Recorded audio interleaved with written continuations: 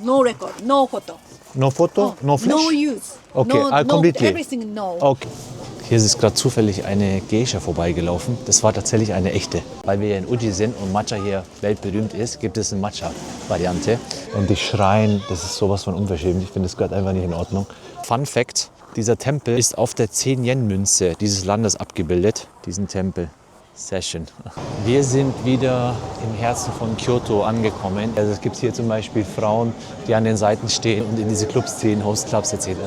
So geht es anscheinend in Kyoto auch ab.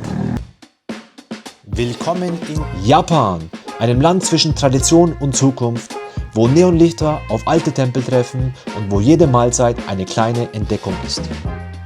2 Wochen reisen wir durch dieses faszinierende Inselreich in Ostasien und nehmen euch mit auf unsere Reise quer durch Japan.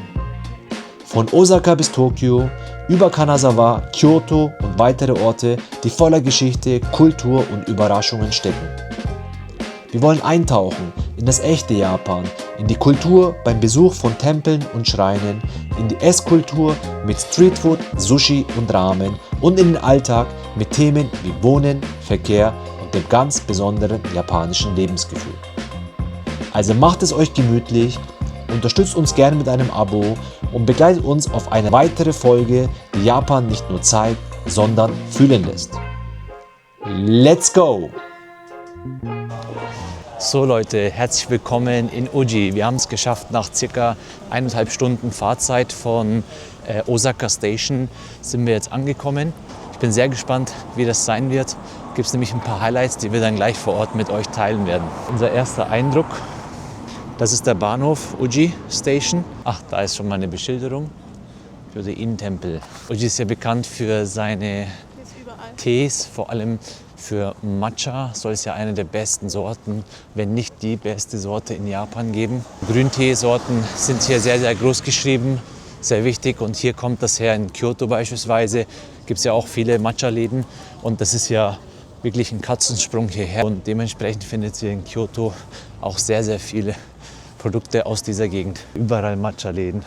Ein Matcha-Laden nach dem anderen, in allen Variationen. Matcha ist ja mittlerweile weltberühmt, ist ja auch in Deutschland sehr hyped. Also hier ist so ein Shop anscheinend, einer der sehr, sehr berühmten Marken, Matcha-Marken hier. Da werden wir hoffentlich, vielleicht sogar, wenn wir Zeit haben, später vorbeikommen. Boah, sieht wieder einladend aus. Und hier sogar sieht man vielleicht, gibt es einen Bereich, einen Gartenbereich, wo die Leute eben ihre Getränke, ihre Matcha-Getränke trinken. Interessante Straße, hier ist eine Kombination aus alten Holzhäusern, neumodernen. Boah, schaut euch das mal an, das schaut da cool aus. Ein Auto wieder typisch japanisch. Suzuki, sehr, sehr klein. Garage, ihr könnt es euch gar nicht vorstellen, das ist wirklich mini. Typisch Japan. Und hier gibt es dann irgendwie Fisch, falls verkauft wird. Wahnsinn. So, wir sind jetzt auf dem Weg. Ein paar Minuten haben wir noch. Sobald wir angekommen sind, sehen wir uns dann gleich wieder. So in circa 10 Minuten.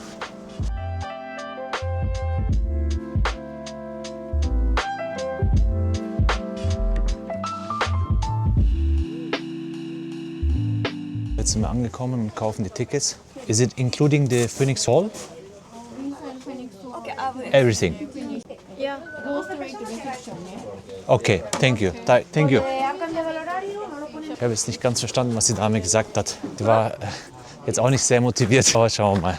Wir haben jetzt extra gefragt, ob es die Phoenix Hall mit inkludiert. Wir sollen jetzt zur Rezeption von der Phoenix Hall gehen. Gibt es anscheinend unterschiedliche Bereiche. Schauen wir mal. Last guest. Thank you.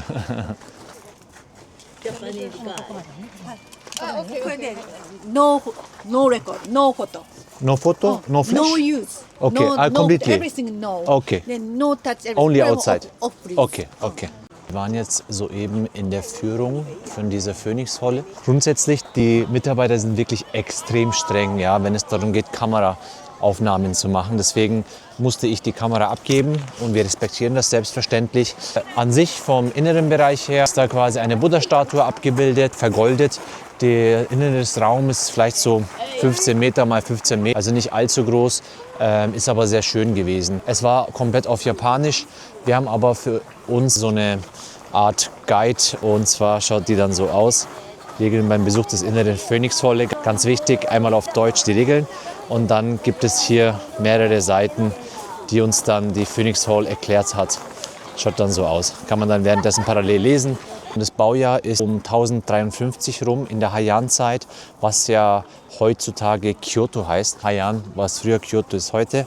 Und die Zeit, wo Kyoto unter anderem die Hauptstadt war. Heian bedeutet ja Frieden und Harmonie. Und die Zeit ist bekannt als die Blütezeit der japanischen Kultur. In der Zeit war vor allem oder hat sich auch die Kunst und die Literatur sehr, sehr stark entwickelt. Das Gebäude hier, was ihr vor mir seht, ist diese besagte Phoenix Hall. Und das ist mittlerweile seit 1994 auch UNESCO-Weltkulturerbe. Ich muss ehrlich sagen, der Ort, der ist ziemlich laut. Also es sind viele Schulklassen unterwegs, wie ihr seht.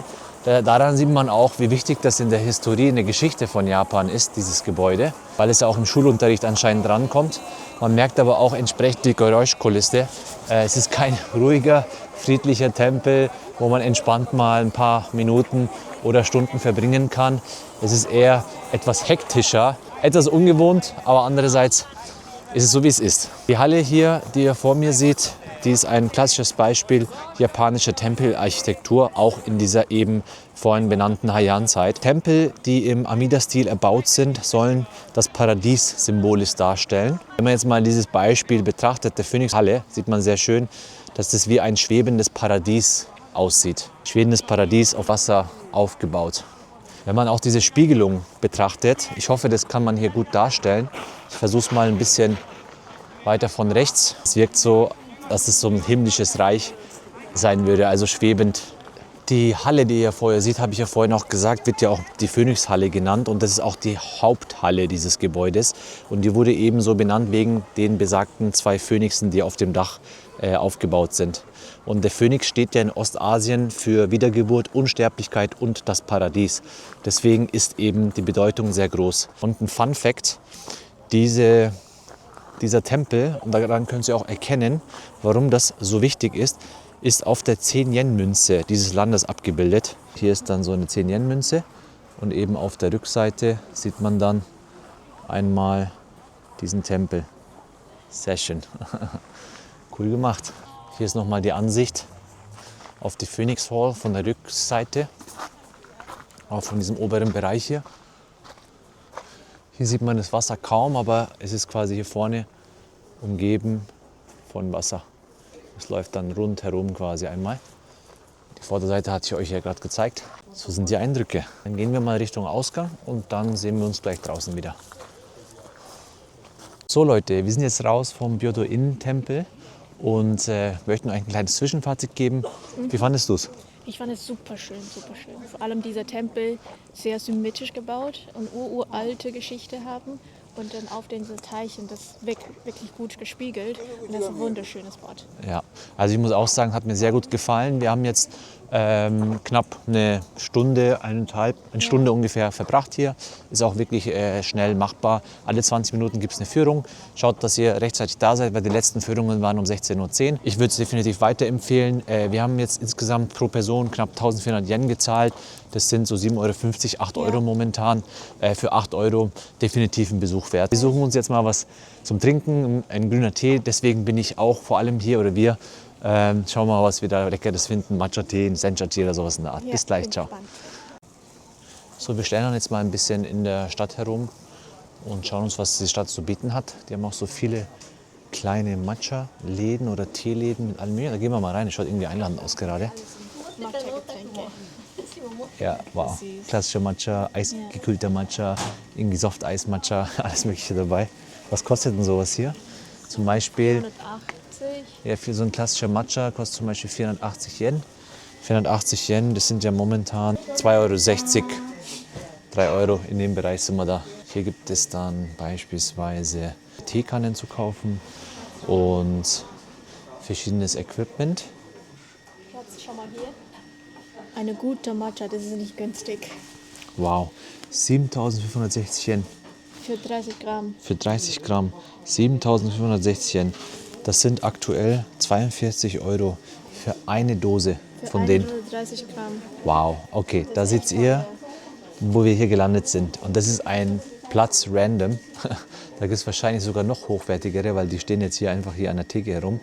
Sind ein bisschen so aufgereiht, als ob es nichts Besonderes wäre. Die Schale für Matcha Ihr wisst, für Matcha trinken braucht man eine Sorte von Teeschale. Alles auch handgemachte Unikate sicherlich, ne? Handgemacht. Hier jeder Monat hat verschiedene Motive. Das zum Beispiel der Januar ist Camellia und Juli ist Chinese Bellflower. Wir schauen jetzt einmal weiter und nehmen euch mit. Hier gibt es einen Matcha-Laden nach dem anderen. Ihr seht auch hier in der Straße, wie schön die ausgebaut ist. Seht euch mal hier dieses schöne Gebäude an wieder. Das sind so wieder die typisch japanischen Also das Marktstraßen. hier, wie ihr seht, das ist so eine Maschine für Teeblätter zu rösten. Zu rösten? Zum Hojicha. Ah, okay. Ihr seht, der Wie heißt es? Teeblätter kommt Hojicha? in Hojicha. Ah ja. Und da kommt es diesen Schaut mal. Blätter, dann die rausfischen. Genau, da ist auch tatsächlich Teeblätter sind auch da drin und die werden noch größer. Und ihr könnt euch gar nicht vorstellen, wie gerade der Geruch hier ist. Man riecht hier extrem diesen Röstaromen von diesem grünen Tee, gell? Wow. Wow, das ist ja intensiv. Da habe ich jetzt richtig Lust gerade auf den Tee. Das riecht echt gut, gell? Das ist Wahnsinn. Ja. Zieht auch richtig in die Nase. Was Interessantes finde ich, ein Matcha-Ramen. Ein Matcha-Ramen. Leute, hier gibt's alles, was das Herz begehrt oder auch nicht.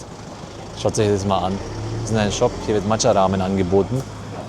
Ich versuche mal einen kleinen Blick reinzuwerfen. Oder zumindest da gibt es auch so einen Streetfood-Schalter. Sowas könnten wir vielleicht. Ein Uji Matcha Takoyaki. So Oktopusball. Ich glaube, das probiere ich jetzt. Echt? Ja, Und weil jetzt auch Matcha Gyoza, alles mit Matcha.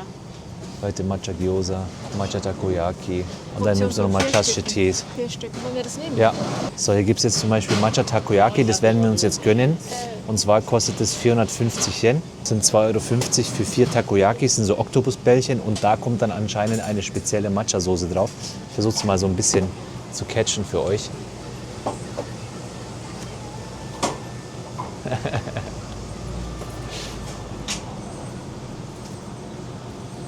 Oh, der Herr, wer so lebt, macht es genau vor unseren Augen. Oh, da kriegt man ja Lust. Schaut euch das mal an. Da habe ich jetzt Bock drauf. Thank you. So, wir suchen uns jetzt mal ein Plätzchen und werden das gemeinsam mit euch verkosten. So Leute, wir werden jetzt einmal diese Takoyaki-Bällchen miteinander gemeinsam essen. Schaut euch das mal an. Die Takoyaki-Bällchen sind ja Oktopusbällchen, bekannt als Streetfood in Osaka. Und die haben ja so als Hauptbestandteil eben so eine Weizenmehlbasis. Dann Oktopus, auch Reste von Tempura dann gerne mal und Frühlingszwiebeln und da ist auch immer gerne so ein bisschen eingelegtes Ingwer mit dabei. Und die isst man typischerweise mit Zahnstochern und nicht mit Stäbchen. Deswegen gibt es hier klassisch auch Zahnstocher.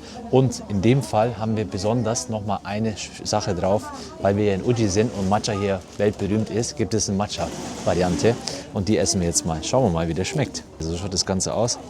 Ich nehme das jetzt mal als... Ich versuche es mal gar nicht mal so einfach abzubeißen für euch, nicht einen One-Biter.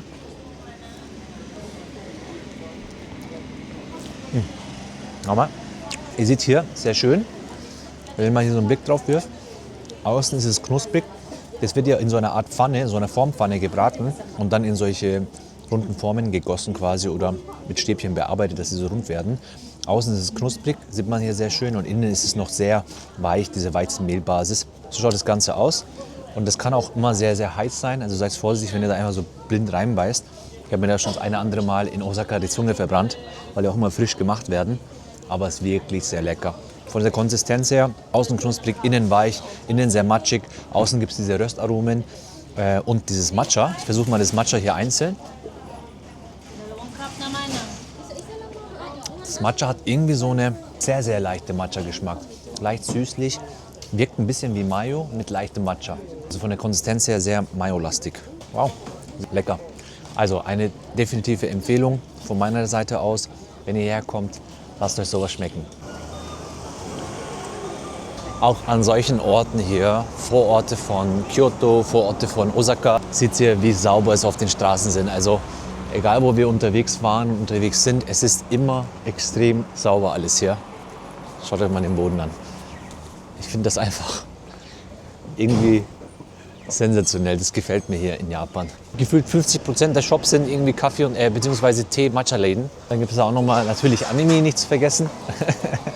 Gehört natürlich auch dazu. Dann gibt es auch eine Pizzeria.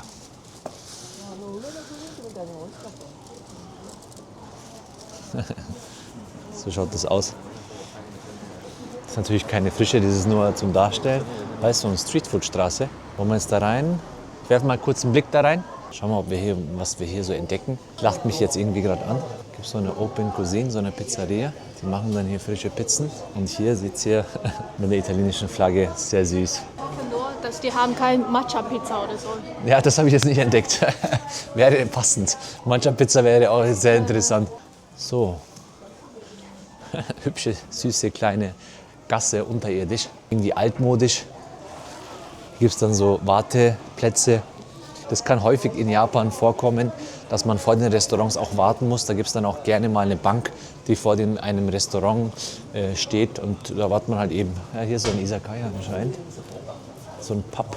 Kleines, trinkt man sein Bierchen. So, wir sind jetzt immer noch auf der Suche nach dem bestimmten Matcha-Kaffee war das, ne? Der sehr berühmt ist. Sobald wir angekommen sind, sehen wir uns gleich wieder. Bis gleich. Wir haben ihn gefunden. Da sind wir auch vorhin Vormittag mal entlang gelaufen. Und der ist ja sehr berühmt. Ist ja eine der bekanntesten Marken, oder? Ja, eine der ältesten Marken. Wie heißt denn der nochmal? Tsujiri. Wie? Tsujiri. Tsujiri. Da sitzt es. Da gehen wir mal rein.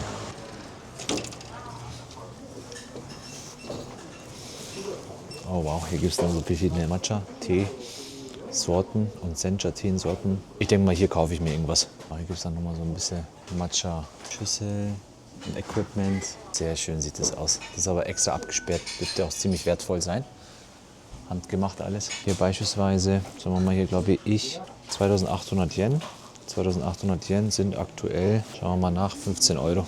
Gibt es dann auch immer so Matcha-Dishes. Sieht ein bisschen aus wie so eine Tablette in einer Hülle. Sehr interessant. Das sind so kleine Matcha-Kugeln. Und im hinteren Bereich gibt es dann auch noch mal so Matcha-Desserts. Hier kommen dann auch die etwas preisintensiveren. Hier haben wir beispielsweise was für 10.044 Yen. Das sind dann umgerechnet knapp 60 Euro. Wow. So, wir schauen uns mal hier ein bisschen um. Wir werden uns wahrscheinlich etwas mitnehmen und dann sehen wir uns gleich wieder, wenn wir was zum Trinken haben. Wir haben uns jetzt entschieden, in einen Matcha-Laden zu gehen, und zwar den Matcha Republic. Der soll sehr, sehr gut sein, wurde uns empfohlen. Ist ein bisschen moderner angehaucht. Wir haben jetzt bei dem anderen Laden, bei dem traditionellen, auch Matcha bzw. Tee gekauft. So wird das Ganze hier zubereitet. Hier wird der Matcha frisch gemahlen. Sieht es auch nochmal leicht, wie das hier abläuft. Hier ist der Tee und der läuft dann über so eine Art Mühle, so eine Steinmühle. Und hier seht ihr, wie fein das unten abläuft. Auch schaut geil aus. Wir holen uns jetzt mal was Leckeres und dann sehen wir uns gleich wieder.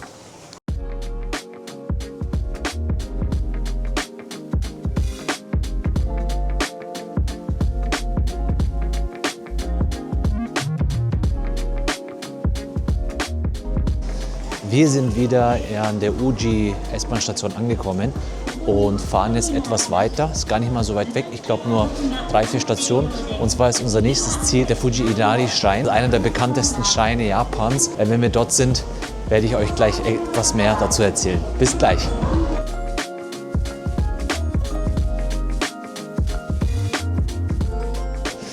Wir sind jetzt an der Inari-Station angekommen und laufen jetzt zu einem ganz besonderen Ort, und zwar zum Fushimi Inari-Schrein.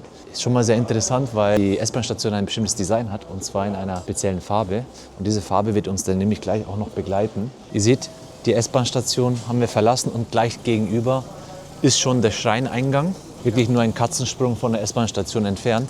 Wir haben uns jetzt bewusst den Abend ausgesucht, weil tagsüber hier wirklich sehr, sehr große Menschenmengen unterwegs sind. Der Fushimi Inari Schrein, der hat ja auch eine ganz, ganz spezielle Aura und ist auch einer der beliebtesten Fotomotive in ganz Japan. So sieht der Eingang aus. Wirklich wunderschön.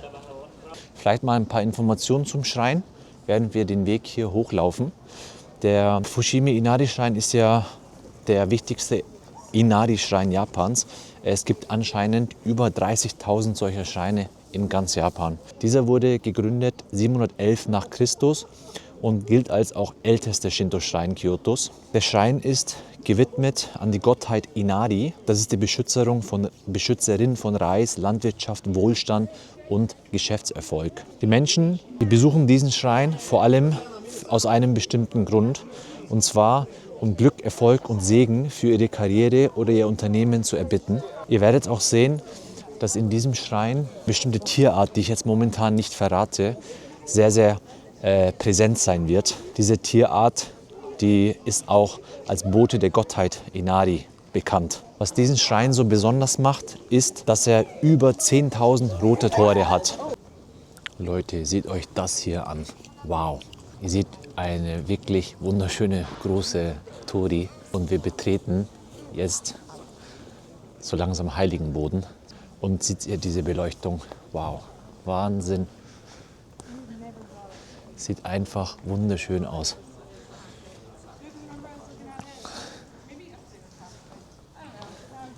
Hier links wieder typisch, wie in den Schreinen, gibt es immer ein Wasserbecken, um sich zu reinigen. Da gibt es eine bestimmte Prozedur. Man nimmt die linke, rechte Hand und dann in den Mund, soweit ich weiß. Aber das werden wir uns noch mal etwas genauer ansehen. Später wahrscheinlich vielleicht sogar in Tokio. Jetzt möchte ich erstmal mir hier die Eindrücke ansehen und die mit euch teilen. Schaut euch das an, das sieht doch wunderbar aus. Ich hatte ja vorhin erwähnt, dass es hier eine bestimmte Tierart gibt, die diesen Schrein hier symbolisiert. Und zwar seht ihr jetzt, welche ich meine. Das ist einmal hier ein Fuchs. Die werden auch hier Kitsune genannt. Diese Füchse gelten als Boten der Gottheit Inari. Die finden sich überall auf diesem Gelände. Und wir gehen jetzt mal rein. Hier seht ihr den Beschützer mit offenem Mund. Der sagt ja die Silbe A. Und hier drüben ist dann der Beschützer mit geschlossenem Mund. Der sagt dann die Silbe Un. Und zusammen bilden sie das Wort A-Un. Das ist quasi das erste und das letzte Zeichen des japanischen Alphabets und steht dann für den Anfang und Ende oder Geburt und Tod, auch für Ein- und Ausatmen, also den Kreis des Lebens. Wow, also ich kann euch nur empfehlen, auch hier am Abend herzukommen. Ihr seht, es ist nicht viel los. Das ist so typisch ein Ort, wo ihr wirklich über den Tag, wenn ihr herkommt, sehr, sehr viele Menschenmengen sehen würdet.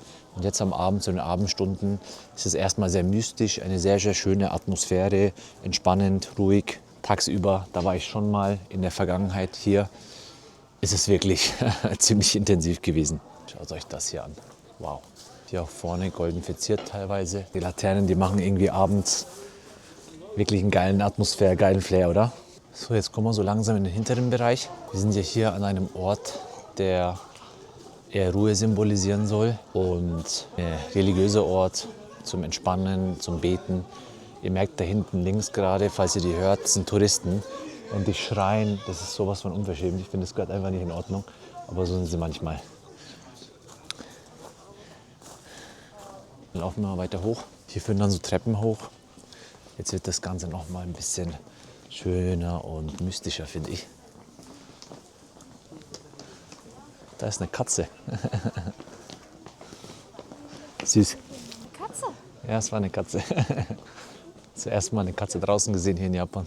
Es gibt hier verschiedene Ebenen, wie ihr merkt. Es ist wirklich so ein Eingang. Schritt für Schritt kommt man hier immer ein Stückchen weiter hoch. Man arbeitet quasi weiter vor. Dieser Fushimi Inari Schrein, der hat ja einen Weg. Der Weg führt hoch zum Berg Inari. Und dieser Berg hat quasi eine Höhe von 233 Metern. Und da vielleicht mal für euch eine wichtige Information. Wenn ihr bis zum Berg hoch wandert, final, und dann wieder später runter wandert, braucht man, je nachdem welche Geschwindigkeit man hat, 2 bis 3 Stunden hin und zurück. Hier sieht man das nochmal sehr schön. Wir sind jetzt hier im Anfangsbereich. Da kommt dann der Bergpfad, geht bis ganz, ganz hoch hier und kann man wieder runter, also 2 bis 3 Stunden ungefähr einplanen. Man hat so einen ganz leichten Blick auch auf die Skyline hinten. Da ganz, ganz hinten, Bergweise, wo man das erkennen kann, ist quasi der Kyoto Tower. Der hatte ich euch ja gestern gezeigt in der Nähe von der Kyoto Hauptstation. Und jetzt kommen wir unter anderem zum absoluten Highlight. Hier stehen auch sehr viele Leute, wie ihr seht, machen alle ihre Bilder. Das ist ein richtiger berühmter Fotospot. Hier sind wir und zwar geht's los. Hier beginnen, wie ihr seht, die ganzen Toris. Das ist eigentlich der Grund, warum das Ganze hier so berühmt ist. Das sind über 10.000 rote Toris entlang des Bergpfades, der bis hoch 233 Meter zum Berg Inari führt. Die symbolisieren den Übergang in die spirituelle Welt, ja, also ein Tori. Und da seht ihr, wenn ihr 10.000 Toris habt, wie oft man hier quasi einmal in die spirituelle Welt eintritt. Die wurden von Gläubigen oder Firmen als Dank für Erfolg gespendet. auf den Touris. Vielleicht kann ich das später noch ein bisschen mal abfilmen. Gibt es dann auf der Seite hier keine Texte, keine Informationen. Wenn ihr jetzt mal euch umdreht, das machen wir jetzt, seht ihr plötzlich die ganzen Informationen. Und zwar sind das alles die Firmen, die diese Spenden vollbracht haben oder Personen. Das heißt, auf der einen Seite, wenn man runterläuft, sieht man die Firmen, auf der anderen Seite bleibt es quasi plain Natur. Das ist wirklich sehr schön. Es ist so eine schöne Atmosphäre hier. Man läuft durch so ein offenen Raum, aber irgendwie fühlt man sich irgendwie sicher. Hier sieht man das sehr schön, Leute, schaut's mal. Wenn man so sich einmal umdreht, hier links auch. Das sind alles die Namen der Firmen, der Spender. Wunderschön. Diese Fushimi Inari ist übrigens 24 Stunden geöffnet laut Google Maps. Wir haben jetzt auch auf anderen Seiten extra nachgesehen. Steht überall 24 Stunden geöffnet. Das heißt, ihr könnt ja auch, wie gesagt, nachts kommen. Es ist auch beleuchtet. Wir werden jetzt nicht ganz hochlaufen natürlich, weil 2 bis 3 Stunden hochlaufen ist jetzt am Abend in der Kälte nicht geplant. Hier ist so eine Zwischenebene beispielsweise. Es sind immer wieder Möglichkeiten, Gebete zu vollrichten, verrichten, auch wieder sich zu reinigen, unterschiedliche Becken. Und hier geht es dann wieder weiter mit dem Pfad, zum Pilgerpfad. Wir laufen jetzt mal den Pfad etwas entlang und dann sehen wir uns in ein paar Minuten wieder.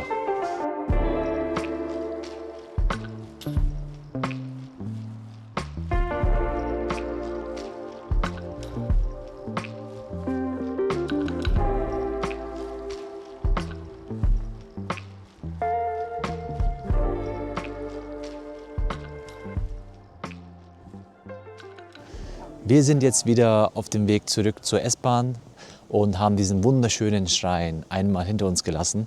Was war für dich das Highlight?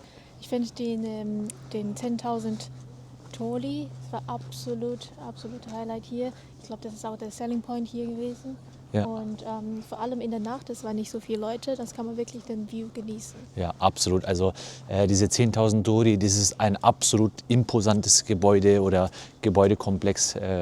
Und man sieht, wie viel Mühe sie sich gegeben haben, über diese 1300 Jahre, die dieses Gebäude, dieser Schrein existiert, alles aufzubauen. Also von unserer Seite aus eine absolute Empfehlung. Ist ja eines der wichtigsten Schreine hier, wichtigste Fotomotive. Falls ihr gerne Bilder macht, hier kommt ihr ja definitiv auf eure Kosten. Also kommt vorbei, schaut euch das an. Lasst gerne mal einen Kommentar da, wie ihr es fandet.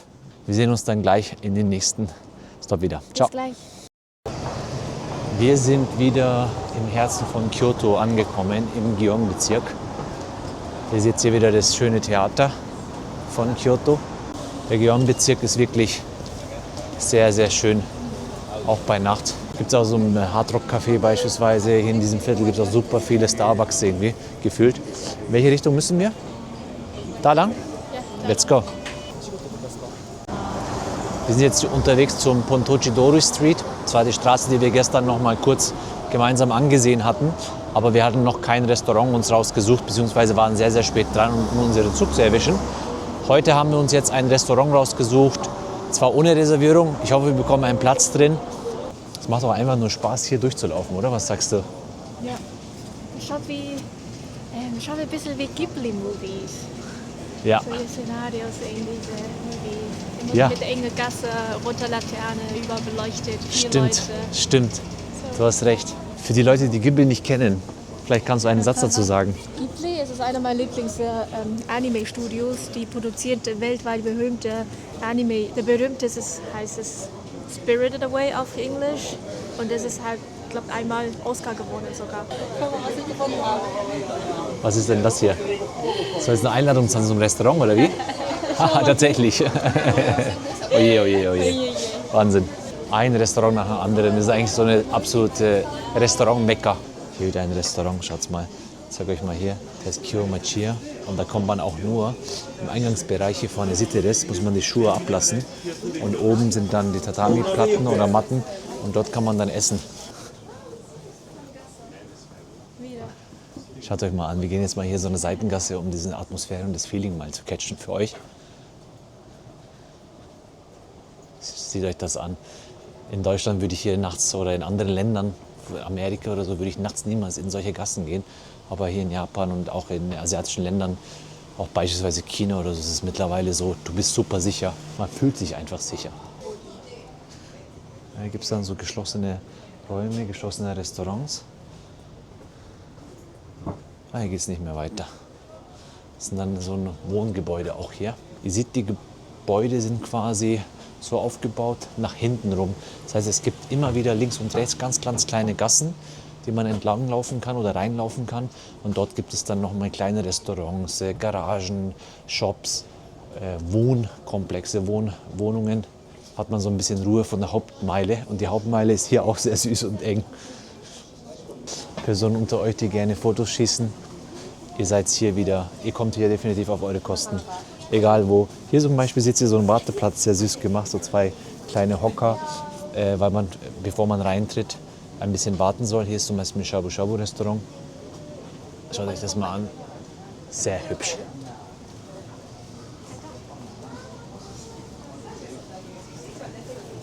Hier ist gerade zufällig eine Geisha vorbeigelaufen. Das war tatsächlich eine echte. Krass. Das war eine echte. Die habe ich jetzt hoffentlich noch für euch catchen können. Ich werde jetzt nicht hinterherlaufen, sowas macht man nicht. Da gibt es ja doch das ein oder andere Video mittlerweile. Und die Japaner sind sehr, sehr verstört deshalb, weil es Touristen gibt, die diesen Geishas hinterherlaufen, um irgendwie Foto machen zu können. Und man sieht tatsächlich, dass die Geishas teilweise weggelaufen sind von diesen Touristen. Und diese Touristen sind hinterhergelaufen, um einfach nur ihren Foto schießen zu können, um ihr Bild zu haben. So dreist solltet ihr nicht sein. Also es ist definitiv ein Fettnäpfchen und wirft auch einen sehr, sehr schlechten Blick auf uns Touristen. Es kommt schon ab und zu vor, die sind eher so unterwegs im Gyeongbezirk. Wir sind ja teilweise im Gyeongbezirk.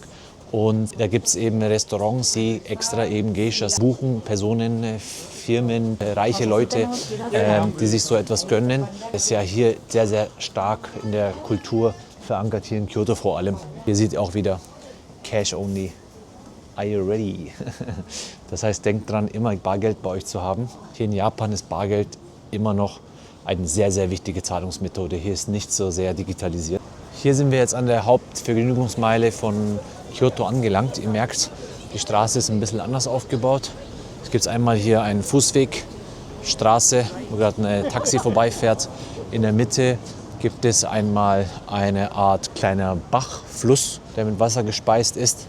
Ich gehe mal kurz auf die andere Straßenseite, damit ihr das auch erkennen könnt. Und dann rechts wieder eine Straße und dann der Fußweg. Links und rechts sind dann eben die Gebäude. Auf dieser Straße wird dann gefeiert. Ihr seht jetzt, ich nehme jetzt mal hier dezent die 2 Mädels ein. Die sind dann zum Beispiel welche, die dann eben in den Maid-Cafés etc. uns einladen oder die Menschen einladen. Ja, hier merkt ihr auch gerade die Musik, ne? Es wird lauter. Es ist jetzt gar nicht so spät. Wir haben jetzt aktuell knapp 20 Uhr rum, 20:30 sowas, genau. Und es ist noch sehr ruhig. Hier zum Beispiel seht ihr, erst ab 22 Uhr geht's los. Da war eben gerade ein Themencafé, hast du gesehen? Ja, Teamcafé, ja. Ja. Krankenschwester. Krankenschwester Teamcafé oder wie? Ja. Das habe ich, okay, das sind die 2 Mädels, die ich gerade aufgenommen Ja, habe. Ich habe genau. jetzt nicht so darauf geachtet, was die anbieten, aber dass die was anbieten, hat man gemerkt. Krankenschwester. Geil. So, ihr merkt, hier wird es langsam dreckiger. Auch auf den Straßen gibt es überall Müll. Nicht sehr viel. Ich denke mal, für die Verhältnisse ist das definitiv noch sehr, sehr sauber. Auch für deutsche Verhältnisse, wobei Deutschland schon sehr sauber ist. Hier gibt es auch noch so ein Shisha und Kebab-Bar. Das werden wir jetzt natürlich nicht essen. Die Straße hat auch auf jeden Fall Charme. Hier seht ihr auch noch mal so Seitengassen. Ebenfalls natürlich ein bisschen breiter als vorher. Und da gehen dann auch links und rechts dann Bars, Clubs, Restaurants und alles Mögliche ab. Das ist auch wieder so eine Bunny Bar, Host Club. Ein Bunny Bar, Schatz. Ich würde sagen, lass uns jetzt unser Restaurant jetzt raussuchen. Und dann sehen wir uns gleich zum Essen wieder. Wir sind jetzt in unserem Restaurant angekommen, so schaut das aus. Das ist quasi nicht auf der Haupt-Pontoche-Dori-Straße, sondern eine Nebenstraße, so circa 2-3 Minuten entfernt. Und das ist ein sogenanntes japanisches Obansai-Restaurant. Und in diesem Restaurant werden typisch kleine japanische Gerichte vorbereitet. Und macht euch auf einen geilen, schönen Abendessen-Experience bereit. Let's go!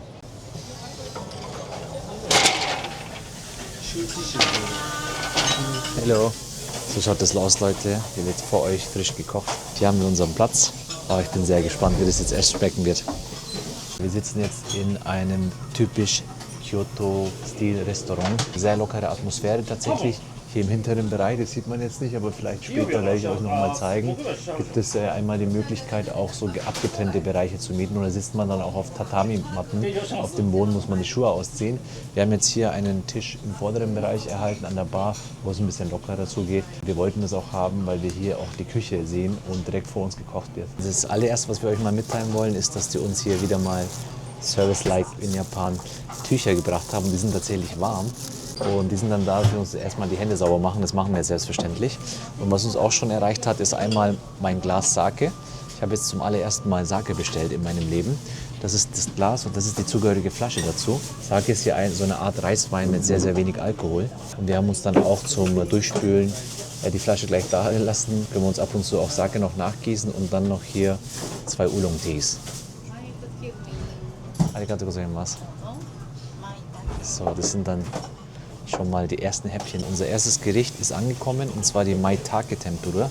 Maitake ist eine Pilzart hier und die ist eben einmal deep frittiert.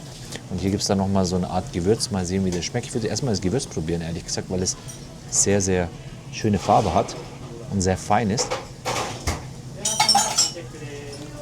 Okay, das ist so eine Art Kräutergewürz. Erinnert mich sehr an Maggi oder Vegeta-Pulver, genau. So ein Kräutergewürz, aber ein bisschen spicy ist es. Ich glaube, das wird hervorragend dazu passen. So schauen die Tempura aus. Die dürften jetzt wahrscheinlich ordentlich fettig sein. Wir beißen mal rein. Crispy. So muss das sein. Wird gar nicht so fettig, ehrlich gesagt. Sehr leicht im Geschmack. Die Panade ist eher so chipsartig, kartoffellastig irgendwie. Aber es ist definitiv so ein Mehl. Innen drin ist dann eben dieser Pilz, wie ihr seht. Und manchmal hier einmal dieses Gewürz drauf. Schauen wir mal, wie das schmeckt. Ja. Harmoniert gut. Sehr schön. Das ist ein guter Start. Ein weiteres Gericht hat unser Tisch erreicht. Und zwar eine fette gegrilltes Makrelenfilet, wie ihr seht. Boah, das glänzt hier wundervoll. Seht euch das an. Da will ich jetzt unbedingt reinbeißen. Hier ist noch ein bisschen eingelegtes Ingwer mit dabei.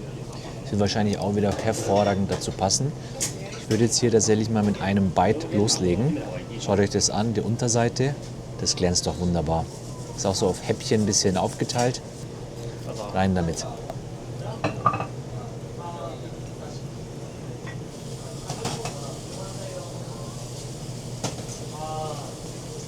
Wow. Es ist ein sehr intensiver, fischiger Makrelengeschmack, aber nicht schlecht, nicht unangenehm, nicht zu aufdringlich, sondern so ein angenehmer Geschmack. Und man merkt auch sehr, sehr stark die Röstaromen, die gefallen mir sehr gut. Und es ist eine Art Glasur drauf. Ich vermute, es ist eine Sojaschicht und es ist hervorragend. Das ist wirklich abgeschmeckt. Der Fisch von der Konsistenz her ist sehr fest tatsächlich, also man muss tatsächlich beim ersten Biss kurz arbeiten und danach geht es aber ganz gut im Mund. Ja, da macht es richtig Spaß reinzubeißen. Sehr gut. Jetzt versuchen wir das Ganze mal mit dem Ingwer. Ich vermute, das wird auch sehr gut harmonieren. Mal erst das Ingwerstück in meinen Mund und dann gleich Makrelenfilet hinterher.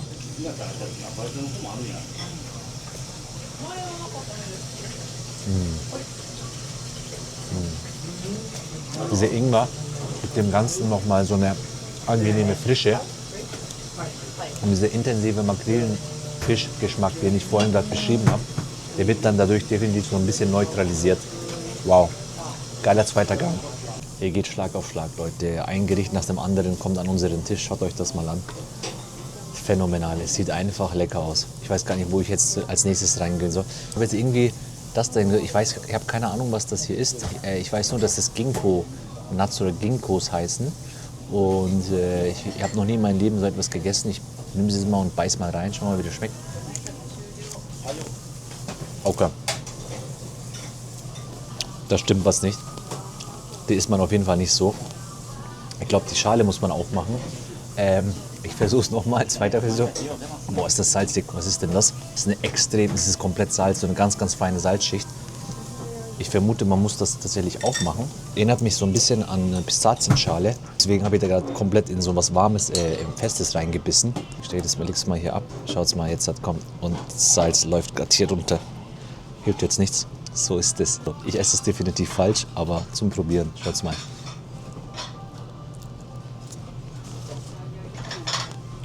Wow, das ist so eine Art, es erinnert mich ein bisschen wie so an so eine Kastanie, aber flüssig innen. Hat so eine Schicht wie so eine Haselnuss. Innen schmeckt ganz gut, aber das Äußere, das geht gar nicht. Schreibt mal gerne in die Kommentare, wie man sowas isst. Also ich vermute, man muss die Schale abmachen. Das da ist auch Tofu. So eine Art frittierter Tofu mit so einer festeren Schicht. Dicke Soße, so eine Fleischsoße von der Beschreibung her. Machen einen One-Biter draus. Ich nehme das, packe eine Edamame mit drauf, packe da ein bisschen Soße mit drauf und rein damit.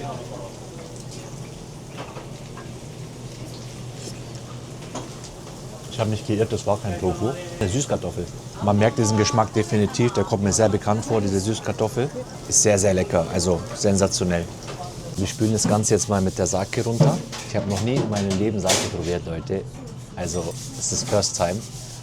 So schaut das aus. So sah übrigens die Flasche aus. Wurde dazugestellt. So, jetzt schauen wir mal, wie das schmeckt. Lecker. Wow. Es erinnert mich sehr an einen Weißwein. Hat so ein bisschen einen trockenen Charakter tatsächlich. Sehr lecker. Sehr leicht vom Alkoholgehalt her. Ich würde jetzt mal schätzen 4-5%. Mehr maximal wird der wahrscheinlich nicht haben. Das ist extrem klar. Aber diese Sake wird ja aus Reis gewonnen. Also es ist quasi ein Reiswein. Das kann ich gerade nicht einschätzen. Roher Fisch. Könnte roher Fisch sein. Habe ich noch nie gegessen. Sehr leicht im Geschmack, hat ein bisschen so einen Fischcharakter, aber sehr breiig. Also es wurde irgendwie zermahlen oder zerkleinert. Ich würde jetzt einfach mal hier reingehen. Schaut euch das mal an. Wow, das da hier zu nehmen ist gar nicht mal so einfach. Sehr, sehr glitschig, wie ihr seht, aber ich habe es geschafft. Das ist interessant, Leute. Tofu-Skin auf mehreren Layers, wie man sieht.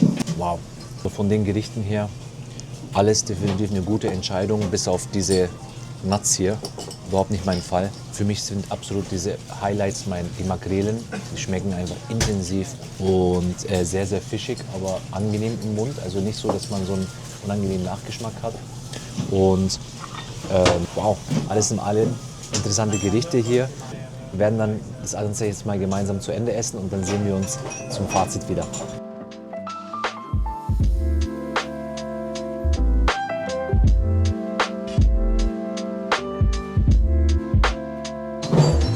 Arigatou gozaimasu.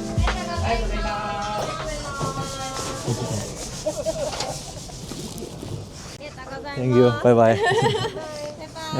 So Leute, wir haben jetzt das Restaurant verlassen und möchten ein kleines Fazit mit euch teilen. Das war ja ein typisches Kyoto traditionelles Restaurant, ein sogenanntes Obansai. Und ich muss schon sagen, das war wirklich sehr, sehr lecker. Also der Service war top. Die Mitarbeiter hätten ein bisschen mehr lächeln können, da bin ich mehr gewohnt. Aber bei der Verabschiedung waren die so herzlich, dass die das wieder wettgemacht haben. Die waren wahrscheinlich einfach sehr konzentriert, weil doch ein bisschen was los war. Ansonsten kann ich nur sagen, die Gerichte waren ziemlich auf den Punkt. Die einzelnen Gerichte haben wir euch ja vorgestellt. Ich kann euch nur von meiner Seite aus einen Daumen hoch geben für dieses Restaurant. Wir haben insgesamt 8.260 Yen für 2 Personen gezahlt. Das sind knapp 50 € momentan. Also ist auch wirklich fair. Alles in allem ein sehr gelungenes Abendessen. Wir laufen jetzt die Vergnügungsmeile von Kyoto entlang. Hier gibt es ja sehr, sehr viele Clubs und Restaurants. Hier in diesem Viertel gibt es auch, wie gesagt, viele, viele Diskotheken, Clubs, Bars etc. Und dementsprechend laufen da auch sehr viele junge Leute herum. Hier zum Beispiel sind Mitarbeiter, hier links habt ihr gerade gesehen und hier rechts von den Clubs, die dann sehr gut gestylt sind und die Personen, die Gäste begrüßen oder in Clubs reinziehen, in Anführungsstrichen. Hier ist zum Beispiel so ein Club-Eingang.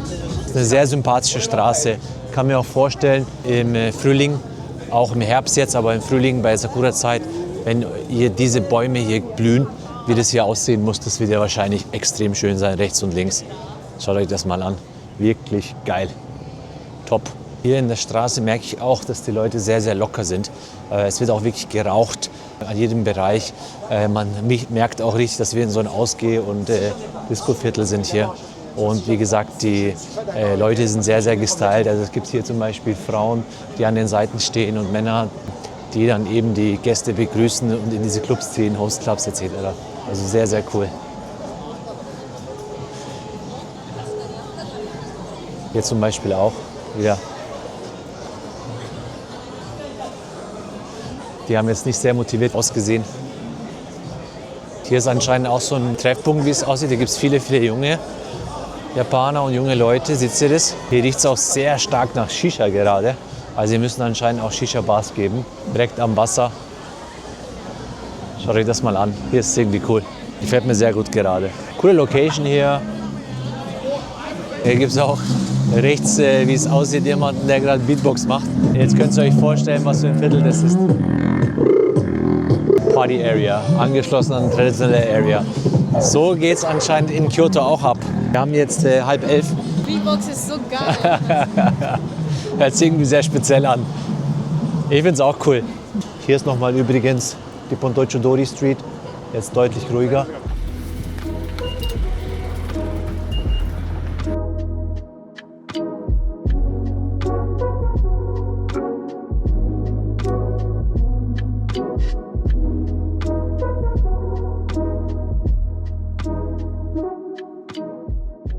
So, liebe Leute, wir sind jetzt im Osaka Hauptbahnhof wieder angekommen und möchten noch mal einen kleinen Fazit für den Tag ziehen. Also wir hatten heute wirklich einen geilen Tag, hat mich sehr gefreut, dass ihr zugeschaut habt. Vielleicht noch mal ein kleiner Funfact. Wir haben uns ja in den letzten Tagen immer mal hier in dem Osaka Hauptbahnhof verirrt und das hat nämlich einen ganz, ganz besonderen Grund. Dieses Gebäude hat anscheinend 28 Floors, Leute, 28 Floors. Kein Wunder, dass wir uns verirrt haben. Gibt es verschiedenste, teilweise im Bürokomplex, teilweise im Shoppingcenter, teilweise eben Bahnhof und alle Möglichkeiten an Geschäften. Und auf der unteren Ebene gibt es auch noch mal mehrere Floors, wo man dann die verschiedenen Stadtteile oder umliegenden Häuser, Hochhäuser etc. miteinander verbindet. Deshalb kein Wunder, wenn man sich hier verirrt. Also hier fühlt es sich tatsächlich einfach an wie ein Game. Ich würde mich wundern, wie viel Ausgang die haben eigentlich. Ja, ich weiß gar nicht. Hunderte wahrscheinlich, ja. Also ich will gar nicht mehr wissen, welche Aufgabe ist es denn richtig. Wir hatten immer versucht, eine richtige Ausgabe zu einer richtigen Linie zu erwischen. Hoffentlich halbwegs schaffen bis jetzt. Aber sicherlich ein- oder zweimal fast verloren da drin. Ja, jetzt müssen wir auch noch unseren richtigen Ausgang finden und zu unserem Hotel. Da sind wir noch dabei. Aber das kriegen wir auch noch hin. Danke fürs Zuschauen. Lasst gerne einen Kommentar da, wie ihr das Video fandet. Und ein Abo, das kostet nichts und wird uns sehr, sehr unterstützen. Vielen Dank. Wir sehen uns. Ciao. Ciao, ciao.